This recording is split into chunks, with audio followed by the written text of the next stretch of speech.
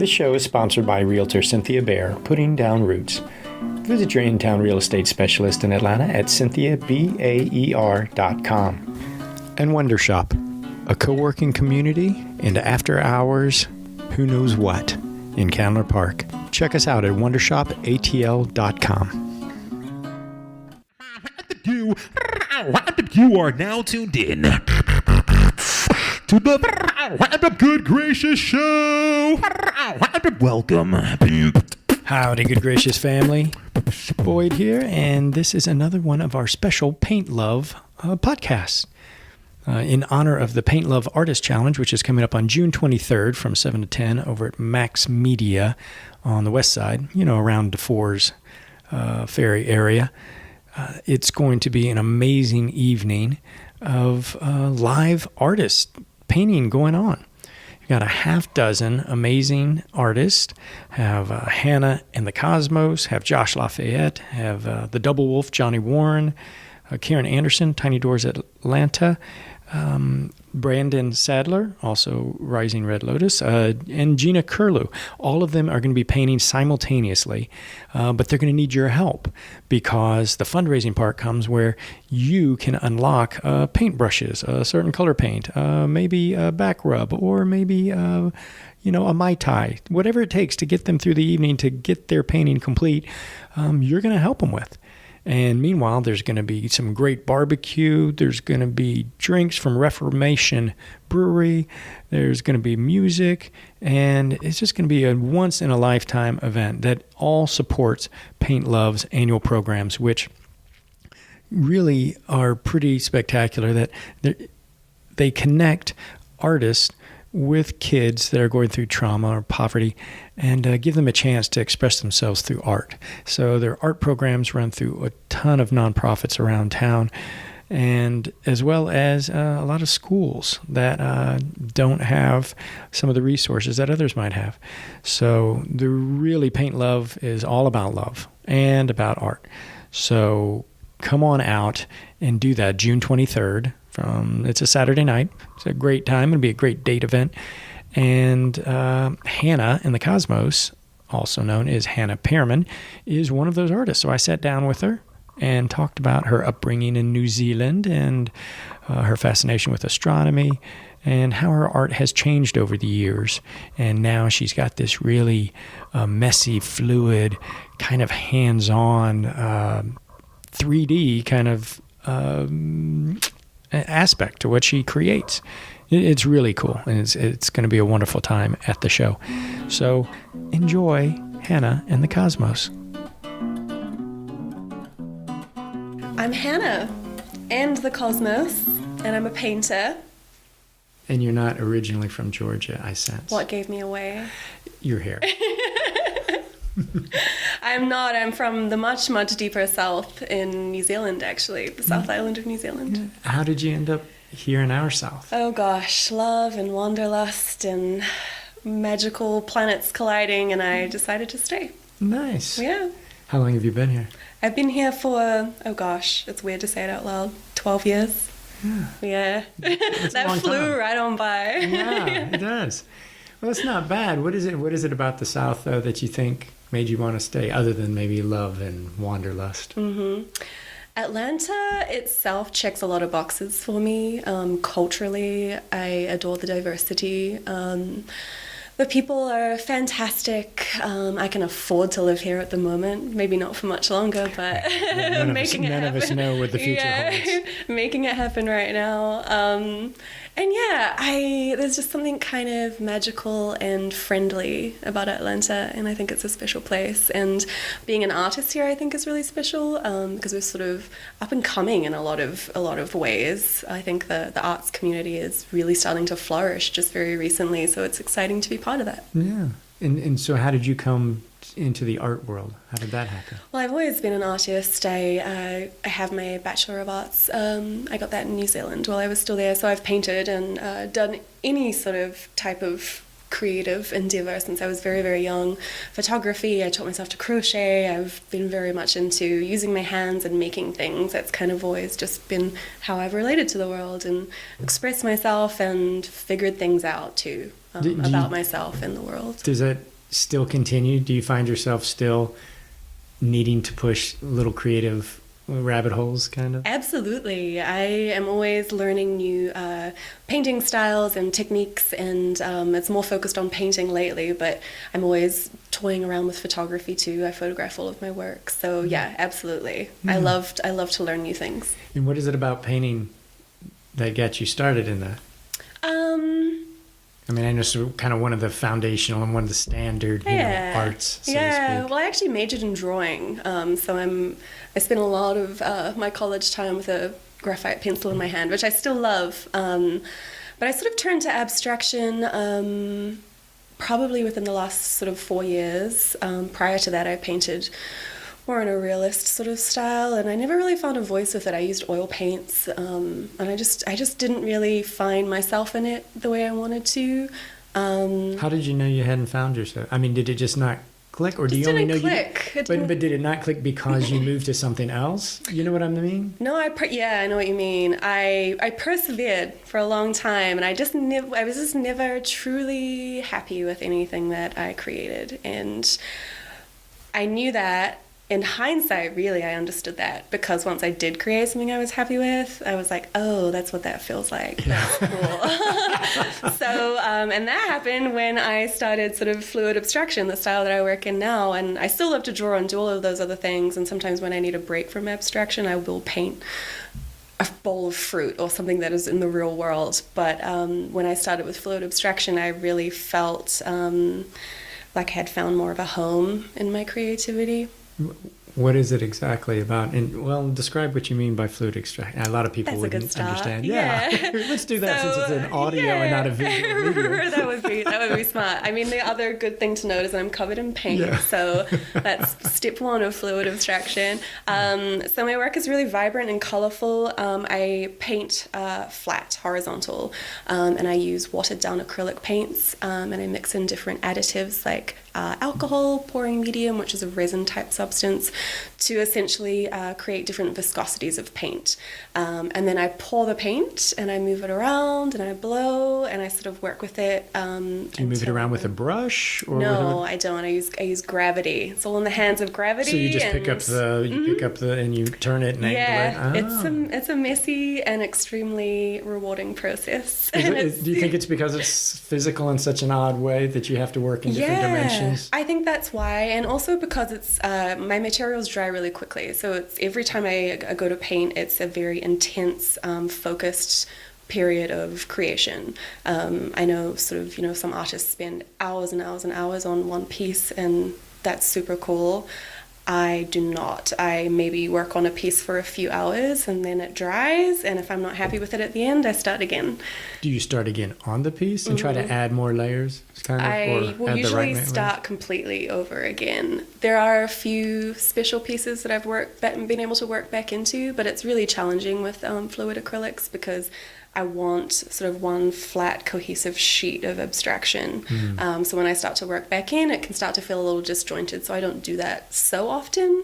I've had some luck with that, but usually I just start that whole sucker again. Yeah. Well, how did you find this style of work? I've always dabbled in watercolors, and I've always been really fascinated by sort of letting materials move and breathe and be very organic. And watercolor is an excellent sort of gateway drug for that a little bit. So I was playing around with watercolors. I really enjoyed how the colors kind of communicated, and I could kind of nudge them in a direction, but I didn't have a lot of say in the outcome. So it really became... just because of the viscosity of the water, how it would... The water sort of carries the color, the pigment. So you can create something, but there's a little bit left still to chance in the universe. And at that time, I was going through sort of a tricky period of like heartbreak, and I felt really sort of out of control, and I wanted to practice and get better at letting go and letting be. And my artwork really became a repeated practice of that. And I eventually evolved to using acrylic paints, and it's been a huge process of experimentation. it's still a process of experimentation constantly. So this wasn't something that someone suggested to you or that you had seen necessarily? You just thought you No, I landed on it really organically, and after about 6 or 8 months I realized that this was definitely a style of painting that people were doing, and I started to research it a little bit more and found some other artists that were doing similar things, and that's really helped to kind of cultivate my own aesthetic with it, which has been really nice. Huh. And so, did Hannah and the Cosmos start before the abstraction, or did it become? She came into being because of the abstraction. Because third person here. So yeah. So I'm not really talking to Hannah. I'm talking to Hannah, but not Hannah and the Cosmos. I am she. She is me. It's funny that came about. I've always been really fascinated by the universe, the planet we live on. Outer space especially has always been an interest of mine. Growing up, that was something my dad and I talked about a lot. I really inherited that interest from him.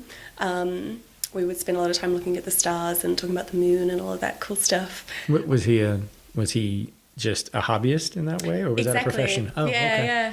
So it was a real passion to some degree. Yes, absolutely. We were just super fascinated by this whole galaxy out there, and it just sort of blew our minds, and it still blows my mind. And I realized when I was painting sort of the colors I was choosing, which are all super bright and colorful because that felt really good at the time and still does, they kind of look like space.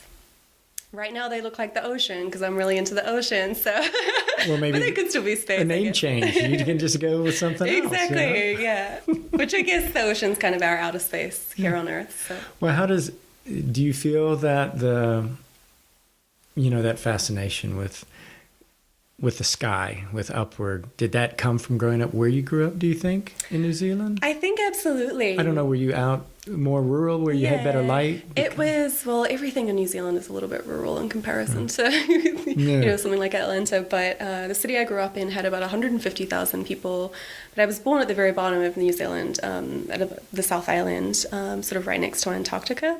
So New Zealand is an interesting country because it's sub-Antarctic, it's an island nation still. So people think of islands, they think of Hawaii and Tahiti, but New Zealand's like rugged, and there's got the Southern Alps mountains, there's a lot of snow in the South Island, it can get very cold and rainy. So that's kind of where I grew up, but the ocean was never more than an hour in any direction. It's a very small place.